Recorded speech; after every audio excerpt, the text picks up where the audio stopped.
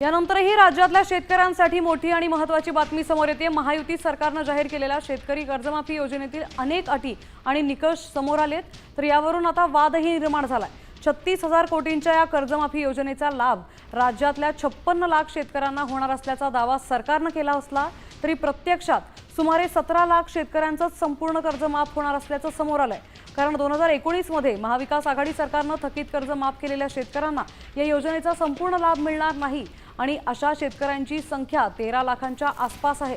या शेतकऱ्यांचं कर्ज जरी 2 लाखांपेक्षा कमी असलं तरी त्यांना केवळ 50,000ंचाच लाभ मिळणार आहे आणि त्यांना कर्जाची उर्वरित रक्कम भरावी लागणार आहे। 2 लाखांपेक्षा जास्त थकीत कर्ज असलेल्या शेतकऱ्यांना 2 लाखांवरील रक्कम बँकेत जमा केल्याशिवाय ती कर्जमाफीचा लाभ मिळणार नाहीये। तर यामुळे विरोधकांनी या अटींना जोरदार विरोध केलाय आणि सरसकट कर्जमाफीची मागणी केली आहे। तर यात कोणत्या शेतकऱ्यांना किती कर्जमाफी मिळणार आहे त्यावर एक नजर टाकूया। यापूर्वी कर्जमाफी न मिळालेल्या शेतकऱ्यांचं 2 लाखांपर्यंत संपूर्ण कर्ज माफ होणार आहे। 2019 ला कर्जमाफी मिळालेल्यांचं केवळ 50,000ंचं कर्ज माफ होईल, उर्वरित रक्कम भरावी लागणार आहे।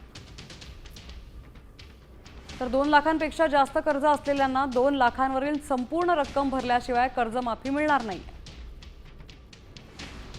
नियमित अर्ज भरणाऱ्या शेतकऱ्यांना 50,000ंचं अनुदानही मिळणार आहे।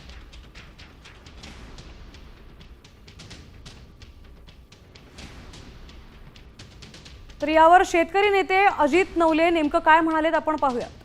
शेतकरी कर्जमाफीसाठी जो शासन आदेश सरकारने काढलाय त्याच्यामध्ये अत्यंत जाचक अटी शर्ती लागू करण्यात आलेल्या आहेत। त्यामुळे ही कर्जमाफी आजपर्यंत झालेल्या सर्व कर्जमाफ्यांमध्ये सर्वात कडक अटी शर्ती असलेली आणि सर्वात कमी शेतकऱ्यांना लाभ देणारी ठरणार आहे। निवडणुकीमध्ये शेतकऱ्यांचा सातबारा कोरा करण्याचं आश्वासन द्यायचं आणि प्रत्यक्षात मात्र बहुसंख्य शेतकऱ्यांना 50,000 रुपयाचा चुना लावायचा अशा प्रकारचं काम ह्या शासनादेशाने झालेलं आहे। ही अत्यंत संतापजनक अशी गोष्ट आहे।